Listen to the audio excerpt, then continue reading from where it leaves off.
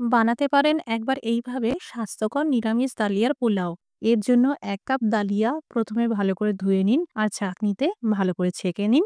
কড়াইতে ২ চামচ তেল আর ১ চামচ ঘি গরম করে কিছু পরিমাণ কাজু বাদাম আর কিশমিশ ভেজে নিন। এবার কেটে রাখা সবজিগুলো ভেজে নিন। এখানে একটা গাজর, একটা ক্যাপসিকাম আর একটা টমেটোর ব্যবহার করা হয়েছে।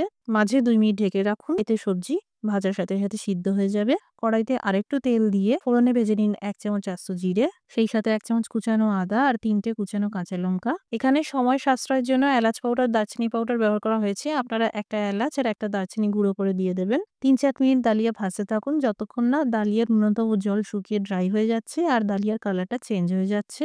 এইবার ১ কাপ ডালিয়ার জন্য ২ কাপ গরম জল দিয়ে দিন, সেই সাথে স্বাদমতো লবণ দিয়ে দিন। কম আঁচে ঢেকে ৫ মিনিট রান্না করুন। এবার এই ভেজে রাখা সবজি ডালিয়ার সাথে মিশিয়ে দিয়ে ১ চামচ চিনি দিয়ে দিন। আবারও ঢেকে কম আঁচে ২ মিনিট রান্না করুন। এই দেখুন একদম ঝরঝরে ডালিয়ার পোলাও তৈরি।